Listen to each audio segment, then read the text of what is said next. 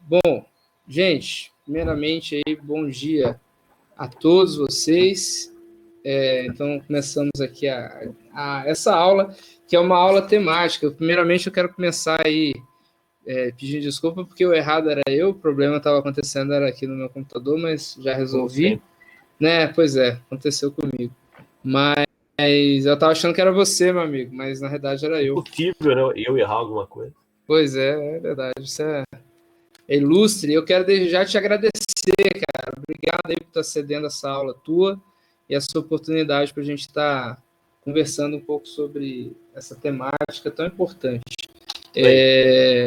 Bom, essa é uma questão que o ambiente virtual nos fornece, né? Uma questão que envolve aí a gente poder reunir as duas turmas, o que seria praticamente impossível se a gente estivesse no presencial, mas nós estamos juntos aqui. Vamos começar então, porque o nosso assunto ele fala muito com relação a tanto biologia quanto história, para aquilo que a gente estava conversando, né, Juliano, sobre a questão do meio ambiente e sobretudo agora que na nossa disciplina a gente está estudando as transformações ambientais no Brasil, e eu acho que nesse tempo a gente tem muito a contribuir e a falar. E aí eu vou passar aí a bola para você, porque eu queria que a gente começasse falando dessa questão do meio ambiente, perguntar, cara, a biologia ou os biólogos de uma forma geral, eles se preocupam com o meio ambiente ou é um senso comum isso aí? Pois é, bem relativo, né? Mas a questão ambiental, ela é questão de vida, né? O que a gente tem que quebrar, talvez no pensamento da sociedade, é que produção, comércio, saúde e que meio ambiente é desvinculado, né? Isso está errado, né? Isso não acontece. Infelizmente, principalmente lá na política, né? A gente tem a bancada que privilegia a agropecuária, a produção, e a outra bancada que privilegia o meio ambiente. Eu já falei em algumas aulas, mas vou repetir, né? A produção, estou pegando aqui a agropecuária, mas qualquer outra produção e meio ambiente não é uma coisa que se conflitem, tá? No que entrem em discórdia. Na verdade, elas deviam andar para o mesmo lado. Essa que é a ideia, esse que é o pensamento. Mas esse erro acontece tanto com a parte ambiental, com aqueles que pensam na parte ambiental, também com aqueles que pensam principalmente na questão da produção. Se o produtor rural ele pensar que destruindo a água, o solo, o ar, se ele destruir isso pensando numa maior produtividade, mais para frente ele mesmo vai ser prejudicado, porque ele não vai ter água, não vai ter um oxigênio legal, não vai ter um solo produtivo. Então a ideia de proteger e manter esse meio ambiente tem que ser em geral. O que a gente vê hoje, meus biólogos enxergam hoje, que esse pensamento, infelizmente, ainda não aconteceu, né? Uma coisa que é positiva, que ao longo do tempo a gente está percebendo, é que as escolas estão começando a falar sobre o desenvolvimento sustentável, que a chave é essa, tá? Até na área dos ambientalistas, né? Eles também pecam, né? Pensando que tem que parar de produzir. Também é um erro, né? E muita hipocrisia. Pensando que a gente precisa, né? De todos os materiais advindos desde lá da Revolução Industrial, né? Que talvez o problema ambiental tenha pegado de maneira mais maciça lá na primeira Revolução Industrial, né? O uso acelerado dos recursos da natureza. A Revolução Industrial, ela muda muito a relação, né, que se dá, claro, mas nesse sentido que você está falando, a gente pode dizer então que existe um tipo de desenvolvimento sustentável, ou Sim, todo, ou necessariamente todo tipo de desenvolvimento ele é agressivo e ele não tem como se sustentar. não. Isso aí vai da empresa, né? Isso vai dar de como está sendo produzido. O desenvolvimento sustentável existe. Cabe à empresa incorporar isso. A gente vê esse nome, né? Eu fiz uma pós-graduação em desenvolvimento sustentável, isso já há uns 10 anos, talvez, mas era até uma moda na época, né? Uma área que ia crescer bastante. E desde aí desses tempos, toda empresa, toda multinacional que explore aí principalmente minério, ela tem em sua aba lá no site uma aba de sustentabilidade. Então essa ideia, ela é prevalente entre as empresas, principalmente as multinacionais. Porém, se ela faz de fato a sustentabilidade é outra conversa. Mas é possível sim. Isso é possível, Entendi. só que depende da empresa. E você acha que por exemplo, esses acordos como o protocolo de Tratado de Quioto e essas reuniões que a ONU faz, por exemplo, Rio+20, e essas que tentam, por exemplo, criar aquela ideia do crédito de carbono e tal, você acha que essas medidas elas são válidas ou eficazes para um desenvolvimento sustentável? Sim, elas são eficazes, são as melhores, na verdade, porque são medidas tomadas do âmbito mundial, né? Elas são as mais válidas, eu acredito. Agora, elas têm que ser sérias, né? Tem que ser medidas de fato efetivas. Infelizmente, eu não consegui ver ontem. Eu cheguei na minha sala aqui, eles estavam terminando de falar da última reunião sobre o meio ambiente que eles tiveram. Bom, o que eu consegui ouvir no final é que não deu muito certo. Esse resultado negativo já vem acontecendo há uns 5 anos. Mas outras aí, desde que começou, que foi lá em Estocolmo em 72, elas têm resultado positivo. Para mim, o maior exemplo foi o que aconteceu em Montreal, se eu não me engano, em 82, que falou justamente dos gases que afinavam aí a camada de ozônio, né? O uso de CFC.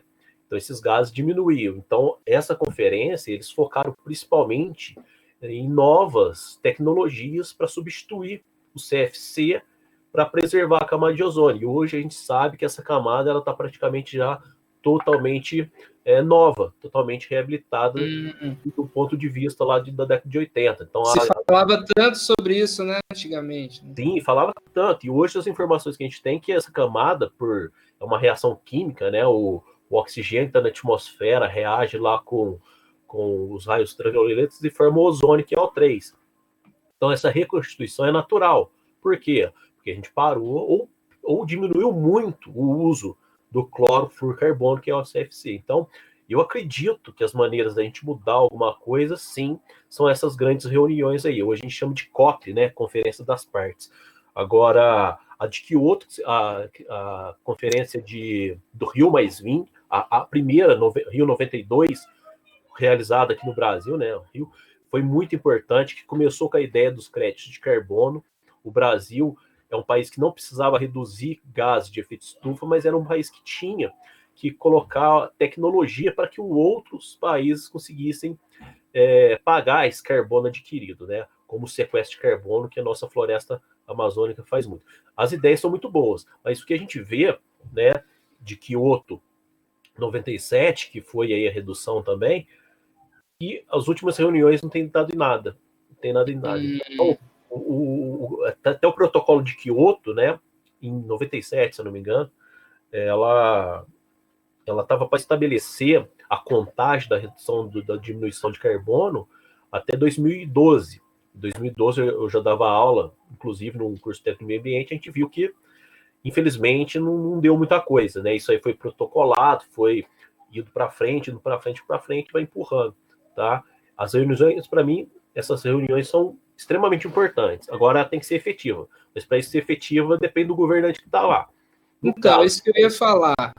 Ao mesmo tempo, dentro disso, até na Rio 92 eu não sabia, mas eu fui buscar recentemente alguns vídeos da Rio 92 e eu vi que tem algumas falas de crianças também, né? Sim. Tipo essa que a Greta agora foi, e tem também o movimento né? Eu achei engraçado perceber que isso não é novo. E daí dentro disso que a gente está conversando, qual que é a implicação? Por exemplo, é um plano bom e tal, medidas. Mas aí você fala dos governantes, mas qual seria a implicação? E aí a gente também pensando um pouco historicamente também, qual é a implicação de termos hoje países importantes como os Estados Unidos que saem desses tratados, né? Isso aí é o que mais pesa. O próprio protocolo protocolo de Quioto, de todos os países participantes, mais de 90, né, que foram lá, assinaram, ratificaram o processo, só os Estados Unidos e um outro país que eu não me recordo que não assinaram, né? Bom, esse outro país que eu não me recordo, provavelmente ele não tem essa potência, né, igual os Estados Unidos têm. E muito esse falado, porque até Quioto, quando o Barack Obama assumiu, né, mesmo os Estados Unidos como um país, né, não ter ratificado, os Estados Unidos tem uma outra política que os estados podem fazer, né?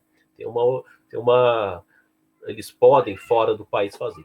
Mas o Barack Obama, como assumiu, ele aceitou o protocolo, né, de Quioto e fez muita coisa. O grande problema ali que eu entendo que os Estados Unidos tem sempre essa rejeição é que quando o Quioto foi estabelecido, a China ela não era obrigada a baixar seus níveis de carbono na atmosfera, porque a China era país em desenvolvimento.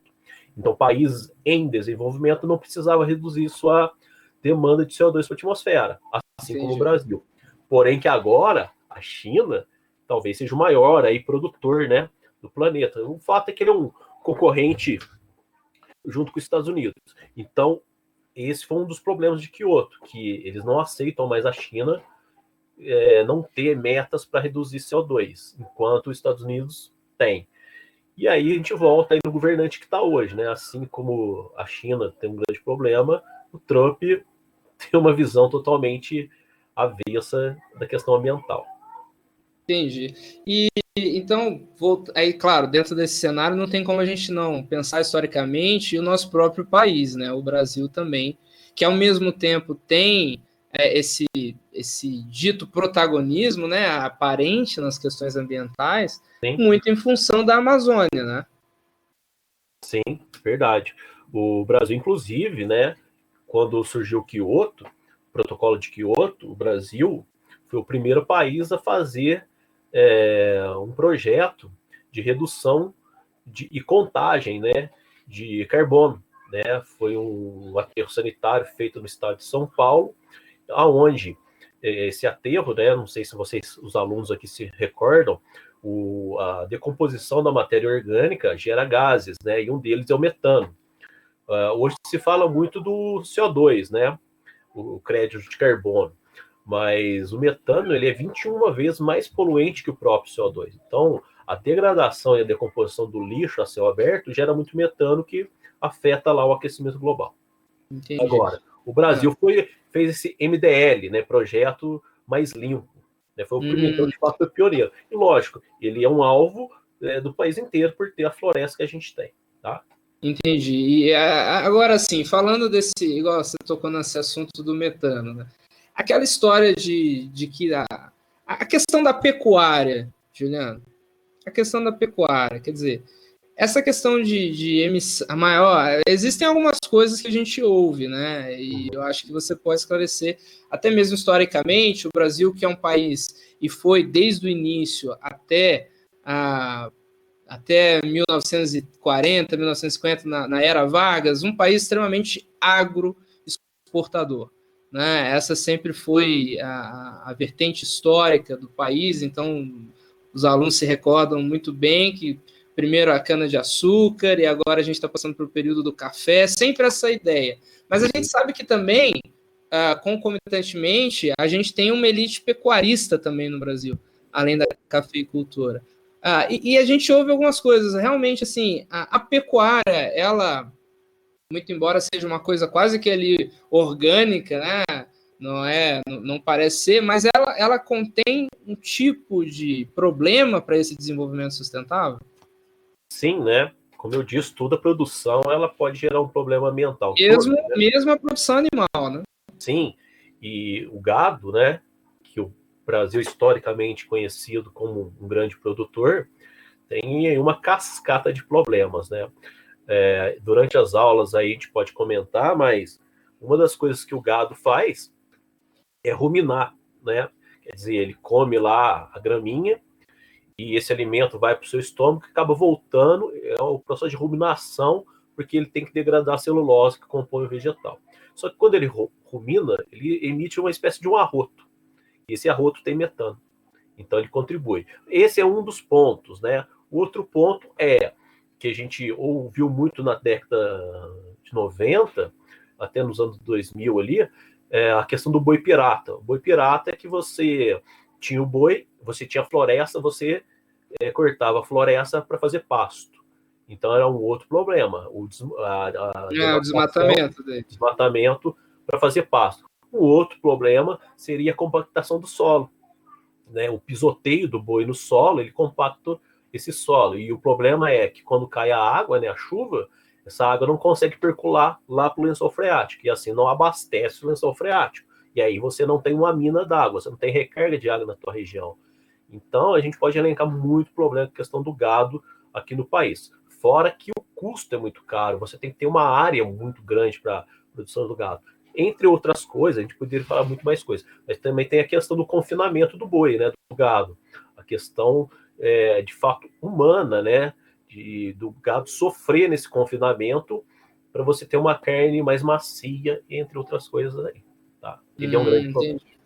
Você, assim, mas o que a gente acompanha, se a gente olhar assim, talvez você possa esclarecer para a gente, quando se fala em defesa, né, do meio ambiente, a gente ouve poucas críticas ou críticas menos contundentes à pecuária do que à questão da industrialização. Se a gente fosse fazer uma escala, realmente a pecuária, a industrialização ou as fábricas e tal, ainda são piores ou elas estão iguais? Como é que você vê isso? É bem complexo isso. Eu vou pegar do ponto de vista aqui uma informação da nossa contribuição com o aquecimento global. Tá? O Brasil, até irônico, né? A maior contribuição nossa para o aquecimento global não são as indústrias, de maneira geral, e nem são os automóveis, né? Porque você poderia imaginar, nossa, a indústria está crescendo, está poluindo mais, os automóveis estão nas ruas, o pessoal está tendo mais acesso a isso. 70% da nossa emissão de CO2 na atmosfera são queimadas. Então, talvez... Queimadas? Isso, são 70%. Não são emissão de carro e nem de fábricas. 70% são queimadas. Então, talvez essas queimadas vão estar muito vinculadas a abrir pasto, né? Então, aí, ou pasto, ou para a produção, sei lá, de outro alimento. Então, está vinculado, sim. Agora, acho que você pode me dizer também, por que será que não se fala tanto da agropecuária? Eu tenho uma ideia, você poderia, não sei, talvez continuar. Lá em 2000, o ministro do Meio Ambiente era o Mink, Carlos Mink.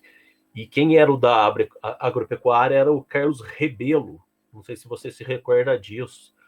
E hoje o Rebelo que comanda, inclusive foi ele que comandou depois, né, que ele foi ministro, ele comandou o novo Código Florestal Brasileiro em 2012. Então, de fato, o Código Nacional Florestal Brasileiro precisava mudar, porque ele era de 62, então estava muito antigo e prejudicava o produtor rural de pequeno, prejudicava mesmo. Só que agora ele abriu as portas para os grandes fazerem o que quiser. E um dos influenciadores foi esse Alto Rebelo, que não sei o que ele tem, que sempre está lá na política. Eu também compartilho dessa opinião. Eu acho que a gente também pensar todas essas questões, e por isso que às vezes as pessoas elas não entendem o papel histórico da política, né? E a importância da política nesse aspecto, né? Porque ela pode ou retroceder a algumas coisas que já foram consolidadas, ou simplesmente melhorar aquilo que já foi colocado, né? Eu acho que também, em virtude da maior parte da população estar hoje em zonas urbanas, né? Eu acho que isso contribui porque talvez eles não... seja mais fácil a gente convencer ambientalmente pessoas do que da gente ir, por exemplo, para um latifúndio, onde você vai ter que convencer o grande proprietário, né? Sim.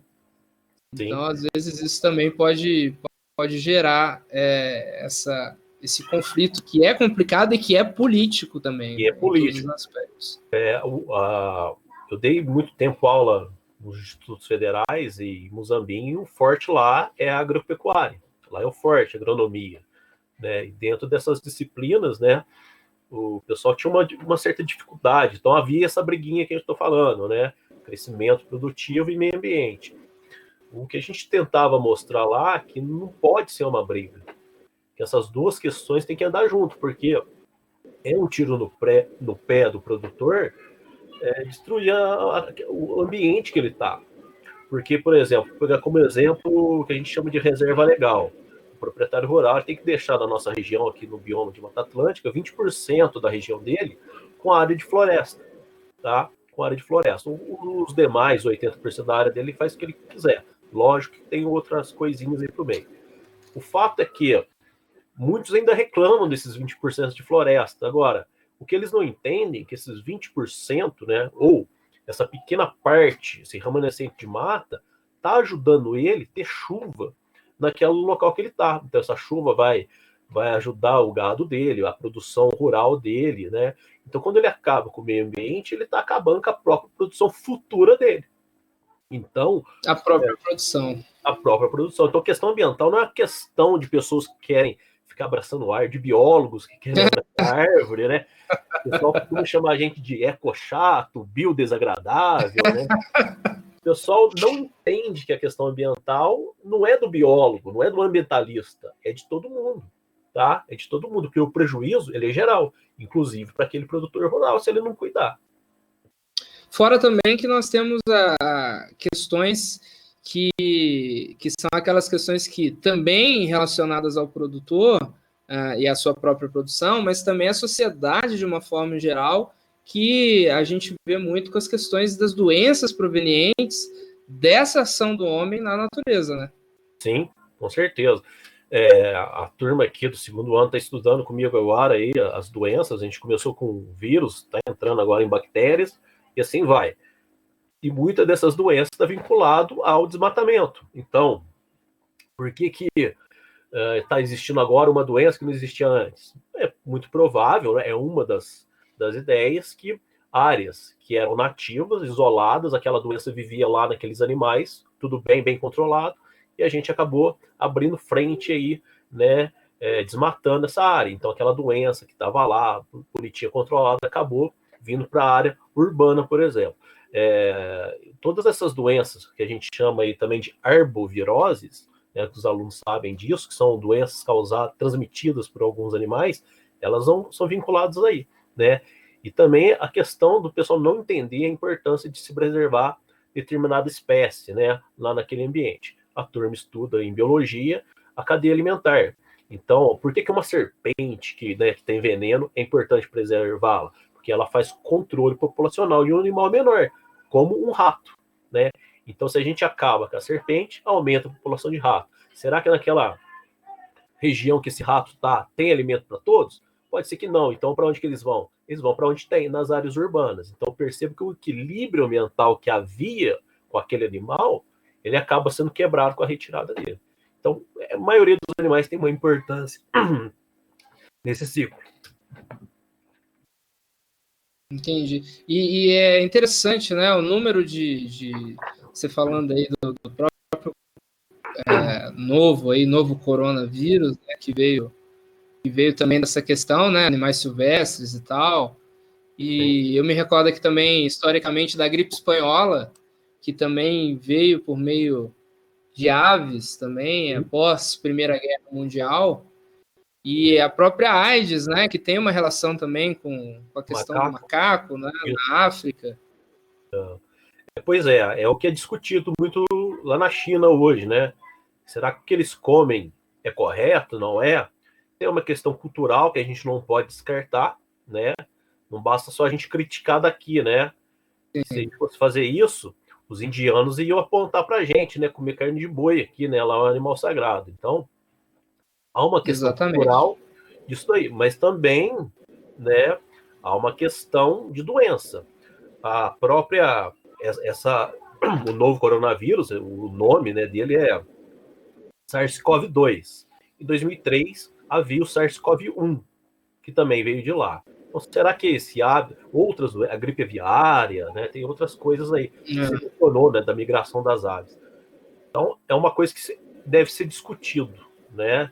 Será que tirar esse animal do onde que ele está, o vírus, a gente sabe que qualquer ser vivo consegue se adaptar e mutar, e numa dessas mutações foi o que aconteceu com o coronavírus, né? Esse novo. Ele acabou, porque ele não era transmitido para seres humanos, não esse 2. E agora ele já é, ele se adaptou, houve a mutação, ele se adaptou. Então, o ponto de vista também da questão silvestre. Se esse animal está lá, será que precisa comer esse tipo de animal? Ou o pangolim, né, que é uma espécie de tatu aí, ou morcego, né? Será que é necessário isso? Entendi. Aí passa muito para aquelas questões que tocam, você vê, a humanidade de uma forma geral. Você acredita nessas teorias de conspiração, Juliano, que a China soltou? Porque a gente, olhando de fora, assim, a gente acaba vendo o que se sucedeu depois, mundialmente, que foi justamente a questão, assim, o mundo em frangalhos economicamente e a China lá, mais uma vez, poderosa na economia. Mas é óbvio que essas coisas não necessariamente estão ligadas. Queria ouvir sua opinião sobre isso. Pois é. Essas teorias da conspiração sempre vão ter, né? Principalmente quando a gente está falando de potências, né? A China hoje, de longe, é uma potência gigantesca, né? Tudo que a gente precisa vem de lá, né? E até como aprendizado, a gente podia pegar essa ideia, né? Será que coisas simples que a gente poderia produzir aqui, a gente vai deixar na mão de outros, né? Como máscaras aí, né? Então, é uma coisa a se pensar, né? Uma coisa muito simples de fazer e a gente acaba deixando para outros. Mas o fato é que esse vírus, ele não foi criado em laboratório, isso já foi provado. Eu sou biólogo, mas lógico, eu não trabalho diretamente com isso, mas a gente acompanha quem trabalha com isso. Sim. Né? Então a gente tem o Átila Amarillo aí, que é um biólogo que está sempre nas redes sociais, muito importante, e já mostrou as pesquisas lá que, de fato, em laboratório não foi isso que foi criado. Né? Então, infelizmente ou felizmente, isso aí foi uma mutação natural. Natural, né? Natural. Beleza. Agora a gente está se aproximando do final da aula. Eu queria que a gente concluísse com uma ideia aqui, uma reflexão. Por exemplo, no caso, eu tenho compartilhado isso, porque aqui a gente passa por uma situação atual no Brasil, a respeito de governo, a respeito que está um pouco problemática nessas questões. Né? A gente vê, de um lado, a defesa de alguns medicamentos, de outro lado, segundo o ministro da Saúde, que cai, que sai. Então, está uma confusão nesse sentido. Alguns governos fecham, outros não querem fechar, e é o problema da economia. Mas eu acho que é muito aquilo que você falou também, a economia não é uma coisa desassociada da saúde, pelo contrário, as coisas caminham juntas. Mas, sobretudo aqui no Brasil, por exemplo, em outros países não. Quando você vai em países como Estados Unidos, Inglaterra, França, você observa que nesses países não são ouvidos só os cientistas da área da saúde ou da área da biologia, ciências biológicas, mas também cientistas humanos.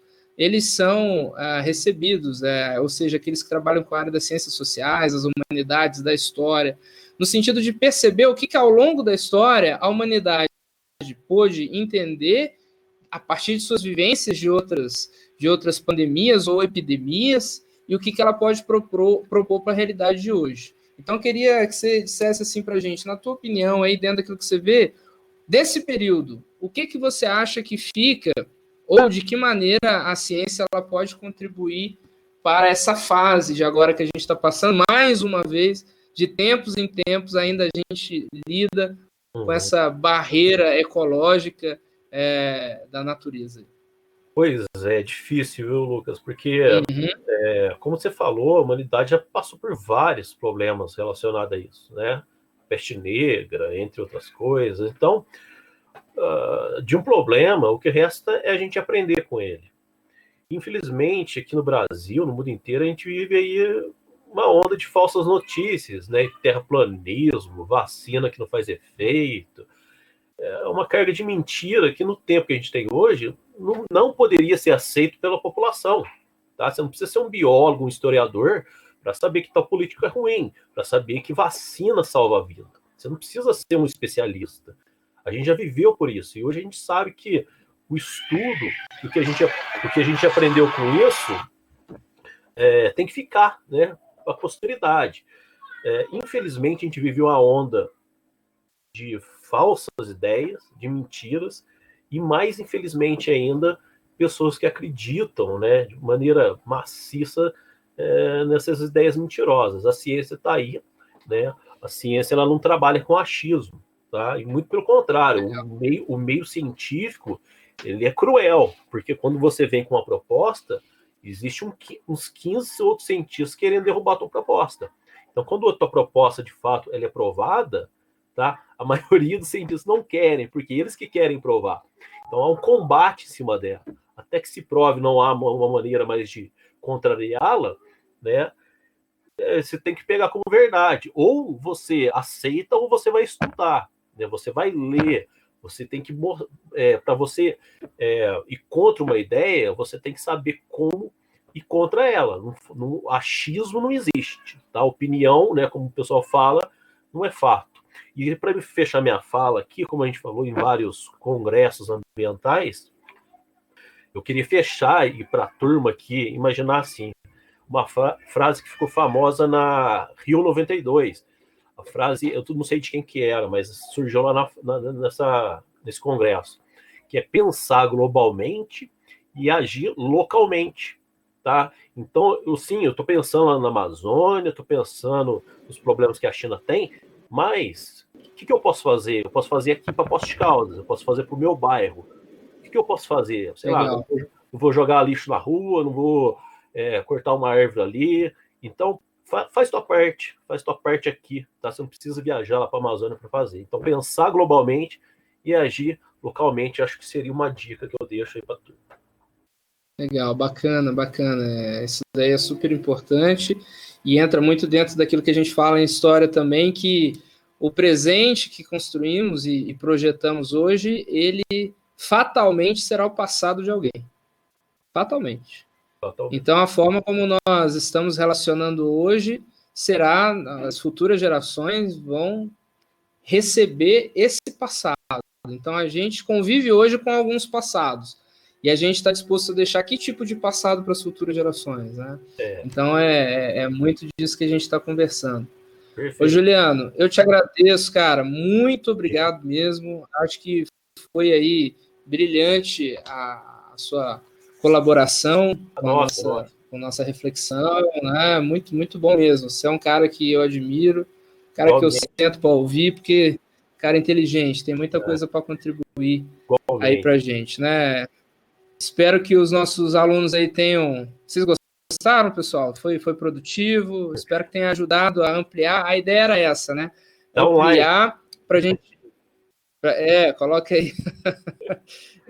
Bacana, esse feedback de vocês aí é importante.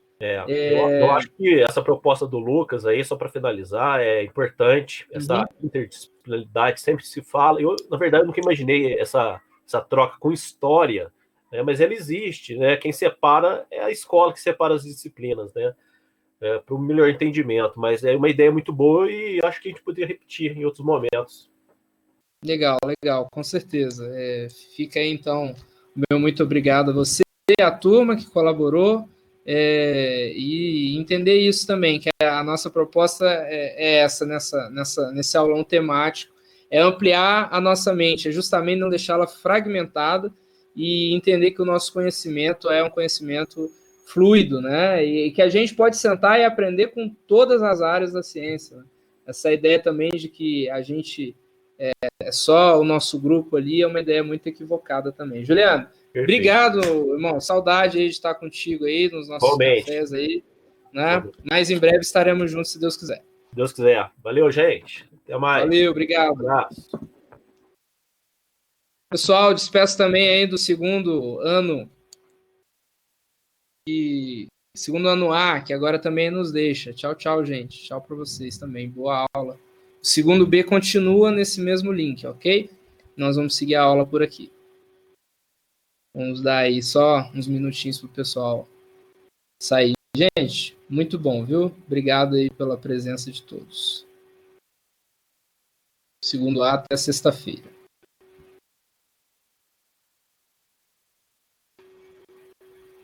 Segundo B, continue nesse link. Vou passar a atividade da aula de hoje. Só aguardar aí, a galera tá saindo aos poucos. Né?